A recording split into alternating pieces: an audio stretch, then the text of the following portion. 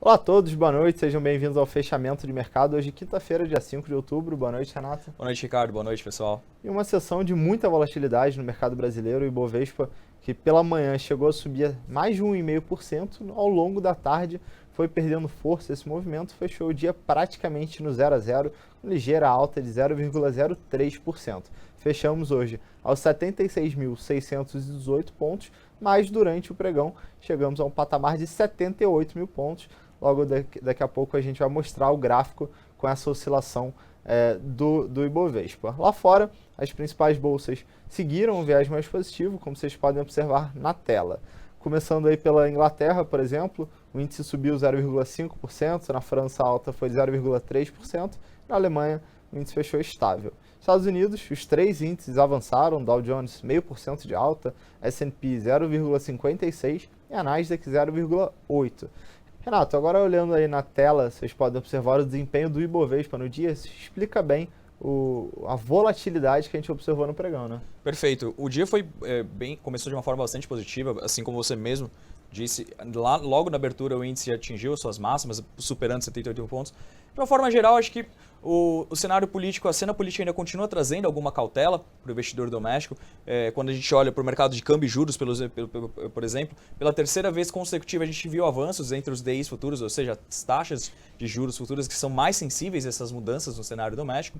O câmbio também continua apreciado, enquanto no mercado do Ibovespa também é natural algum tipo de realização intradiária. Hoje o giro financeiro foi novamente elevado, segunda vez na semana que ele veio acima da casa dos dois dígitos. Hoje foi 11,4 bilhões de reais. Pode demontar alguma desmontagem de carteira, principalmente para o investidor estrangeiro, né? Exatamente. Aí o que você falou é bem verdade e ajuda a explicar. Durante a tarde, muitas notícias vindo de Brasília, Congresso, toda a negociação política, isso, o investidor ele é muito sensível a todo esse noticiário, então acabou acontecendo esse movimento de devolução dos lucros ao longo da sessão, mas ainda assim a Bolsa fechou o dia, é verdade, no terreno positivo. Passando agora para a seguinte tela, a gente vai falar das principais oscilações dentro do índice Bovespa nessa quinta-feira, e entre as maiores altas, duas ações aí do setor elétrico, Taesa e Cemig, subindo 3,2% e 2,2% respectivamente. As units do Santander subiram 1,9%, tivemos ainda Cyrela e Klabin subindo 1,8% e 1,7%. Por outro lado, empresas aí de setores distintos, Estácio, por exemplo, liderando as quedas, 4,7% de baixa. As ações da Goal recuaram 4,4%, Croton, outro papel do setor de educação, caindo 4,1%, Natura e as ações da Rumo completaram essa lista. Então, naturalmente, quando a gente vê um pregão de muita volatilidade, alguns papéis também que vinham de alta expressiva acabaram realizando parte dos lucros, outros papéis também que estavam ainda um pouco mais descontados acabaram passando por um movimento de correção, como é o caso da Cemig, a ação que ficou extremamente volátil nas últimas semanas em função de um noticiário.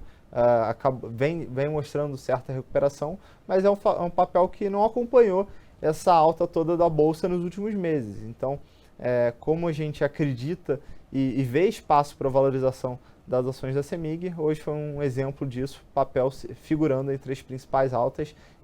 Reforçamos, inclusive, a nossa recomendação de compra para a Cemig, para aqueles investidores que pensam no horizonte de retorno no médio e longo prazo. Alguns outros papéis, bem em linha com o que você comentou, por outro lado, começam a se tornar caros. Por exemplo, essa valorização da Cyrela, mais 1,8% de ganho, já é um valuation que, na nossa visão, se torna sustentável. O mercado, com esse atual nível de preço, projeta uma recuperação muito forte nos volumes da construtora, tanto em 2017 quanto em 2018 e 2019, porque na nossa visão não é o caso ainda. O segmento em que a Cyrela atua, ela ainda continua passando por diversos desafios, a empresa ela tem um ROI baixo, a única coisa que deve contribuir para a sustentação das ações seria a geração de caixa futura dada a redução da atividade. Ainda assim, esse preço nos parece bastante esticado e por isso a gente segue ainda como recomendação de venda para as ações da Cyrela. Bem lembrado, Renato. Agora, para finalizar o programa, chamar a atenção para a agenda econômica de amanhã. Amanhã é uma agenda super importante, tanto aqui no Brasil como nos Estados Unidos. Vocês podem ver na tela, logo cedo aqui no Brasil será conhecido o IPCA do mês de setembro, o IPCA que é o índice oficial de inflação do país. A expectativa é de uma inflação de 0,09% em relação ao mês anterior. Isso significa que em base anual o IPCA deve ficar em 2,47%, ou seja, um nível de inflação ainda muito baixo, no patamar extremamente controlado, que deve permitir que o Banco Central siga com seu processo de corte de juros. Estados Unidos, a agenda também é importante, né? Com certeza. Nos Estados Unidos, 2 indicadores que devem reforçar e muito a precificação no mercado em relação à possibilidade de elevação da taxa de juros. O primeiro e mais importante deles é o payroll, o relatório oficial de empregos nos Estados Unidos, que mostrará a criação de vagas e assim como a taxa de desemprego oficial por lá, a previsão de uma criação de 80 mil novas vagas para o mês de setembro. Outro dado também que mostra a propensão do consumidor norte-americano a fazer suas compras é o crédito ao consumidor referente ao mês de agosto. Então são 2 dados muito importantes que devem continuar balizando a perspectiva do mercado em relação à elevação das taxas de juros. Como a gente comentou em algumas oportunidades, o Fed mudou um pouco o seu posicionamento, um pouco mais duro, mais hawkish na visão de mercado, e possivelmente teremos uma elevação da taxa de juros em dezembro por lá. Pois é, e por falar em política monetária, outro assunto relacionado a isso, a expectativa pela troca da presidente do Fed, a Janet Yellen. Seu mandato vence agora em fevereiro do ano que vem, então começam a se pensar nos prováveis substitutos, então o mercado também, de certo modo, vai ficar numa expectativa grande em relação a esse nome que assumirá o comando do Banco Central americano, que sem dúvida tem um peso muito importante na economia global. Então, é claro, a gente vai monitorando esses acontecimentos globais e claro, trazendo para todos os investidores. Vai ficando por aqui, desejamos a todos uma boa noite e até amanhã. Boa noite e até amanhã.